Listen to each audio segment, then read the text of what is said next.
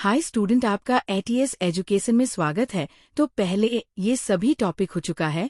अब चलो अगला टॉपिक करते हैं। औद्योगिक क्रांति से पहले की स्थिति, प्री इंडस्ट्रियल रेवोल्यूशन सिनारियो। कृषि मौसमी थी, इसलिए किसान खाली समय में अन्य वस्तुएं, मुख्य रूप से कपड़े बनाते थे। ज्यादातर लोग स्वयं के उपयोग के लिए ही वस्तुएं तैयार करते थे। कुछ लोग स्थानीय बाजारों में बेचने के लिए वस्तुओं का निर्माण करने में पूरी तरह संलग्न थे। औद्योगिक क्रांति, इंडस्ट्रियल रेवोल्यूशन। औद्योगिक क्रांति 18वीं सदी के उत्तरार्ध और 19वीं सदी के पूर्वार्ध में हुई थी। ये क्रांति उद्योग और उत्पादन में बड़े बदलाव लेकर आई। नॉल्स के अनुसार औद्योगिक क्रांति 6 प्रमुख परिवर्तनों या विकासों से बनी थी, जो एक दूसरे पर निर्भर थे। औद्योगिक क्रांति के मुख्य परिवर्तन, major changes due to industrial revolution. एक, इंजीनियरिंग का विकास, डेवलपमेंट ऑफ इंजीनियरिंग। नई मशीनों, textile machines, steam engines, mining equipment को बनाने और मरम्मत के लिए प्रशिक्षित इंजीनियरों की जरूरत पड़ी। उद्योगों की वृद्धि प्रशिक्षित इंजीनियरों की संख्या पर निर्भर थी। 2, लोहा निर्माण में क्रांति, रेवोल्यूशन इन आयरन मेकिंग। औद्योगिक क्रांति के बाद अच्छी गुणवत्ता वाला लोहे का उत्पादन जरूरी हो गया। इंजीनियरों को औद्योगिक सामानों के लिए उच्च गुणवत्ता वाले लोहे का उत्पादन करने की चुनौती थी। 3, वस्त्र उद्योग में स्टीम पावर का उपयोग, use of steam power in textiles. मशीनों को चलाने के लिए स्टीम पावर, भाप की शक्ति का उपयोग किया गया। इससे सूत उत्पादन में भारी वृद्धि हुई। बाद में रेशम और ऊन का उत्पादन भी ऑटोमेटेड उद्योगों में होने लगा। 4, रसायन उद्योग का विकास, ग्रोथ ऑफ केमिकल इंडस्ट्री।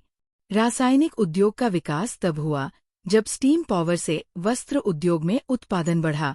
इससे ब्लीचिंग, रंगाई, फिनिशिंग, प्रिंटिंग जैसी प्रक्रियाएं उन्नत हुई।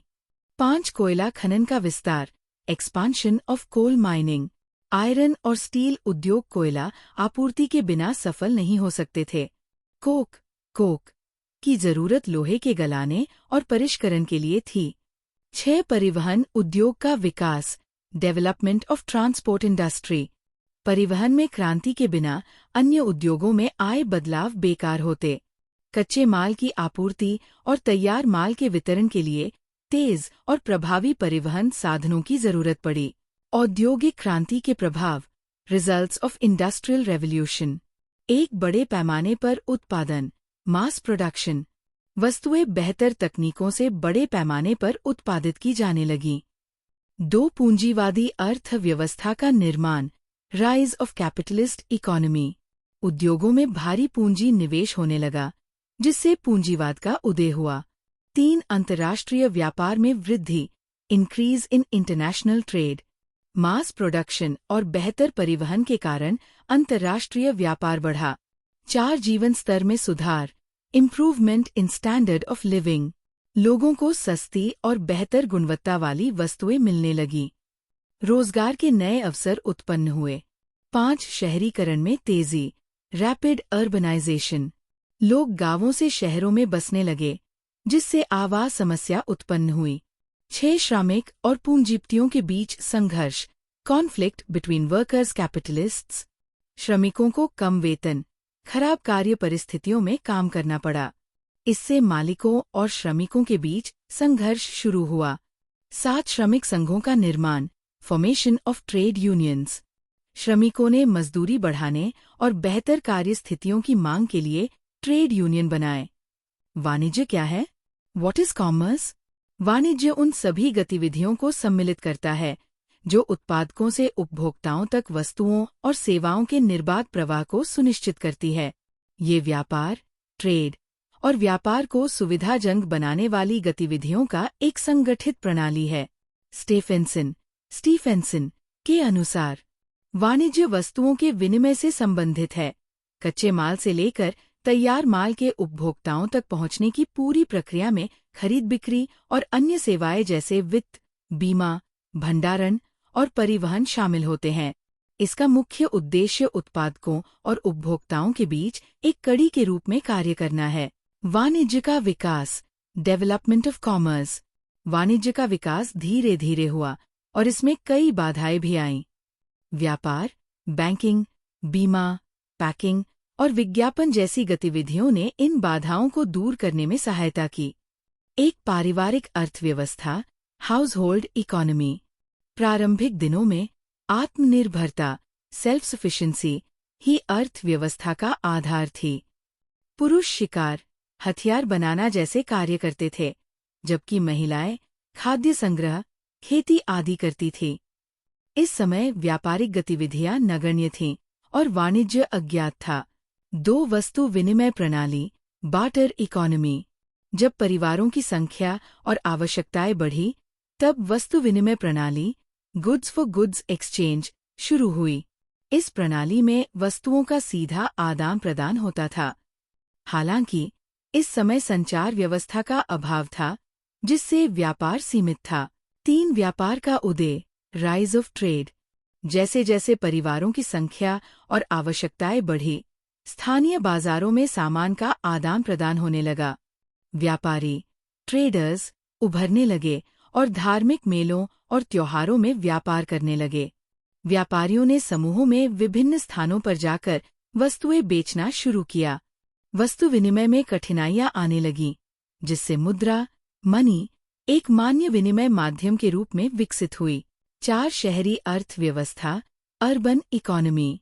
इस चरण में व्यापक पैमाने पर वस्तुओं का उत्पादन शुरू हुआ। स्थानीय बाजार स्थायी नगर बाजारों, टाउन मार्केट्स में बदल गए। व्यापारी 2 वर्गों में बंट गए, थोक विक्रेता, होलसेलर्स और खुदरा विक्रेता, रिटेलर्स। कार्य विभाजन, डिवीजन ऑफ लेबर, हुआ और अन्य व्यावसायिक गतिविधियां जैसे बैंकिंग, बीमा, भंडारण और ऋण सुविधाएं शुरू हुईं। ये वाणिज्य के विकास का एक उन्नत चरण था। 5 वैश्वीकरण, ग्लोबलाइजेशन। अंतर्राष्ट्रीय व्यापार ने वाणिज्य के विकास में योगदान दिया। अब वस्तुओं का उत्पादन घरेलू और विदेशी दोनों बाजारों के लिए किया जाने लगा। औद्योगिक क्रांति, इंडस्ट्रियल रेवोल्यूशन, ने उत्पादन की मात्रा को बढ़ा दिया, जिससे वाणिज्य का और विस्तार हुआ। बड़े पैमाने पर उत्पादन और व्यापार में संस्थानों की भूमिका। औद्योगिक क्रांति के बाद बड़े पैमाने पर उत्पादन होने लगा।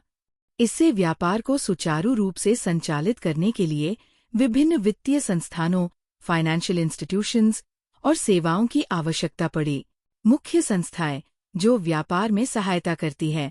1 बैंक, बैंक्स व्यापारियों को वित्तीय सहायता, लोन्स, क्रेडिट प्रदान करते हैं। घरेलू और अंतर्राष्ट्रीय व्यापार में पैसों के लेन देन को सुगम बनाते हैं। सुरक्षित भुगतान और डिजिटल लेन देन में मदद करते हैं।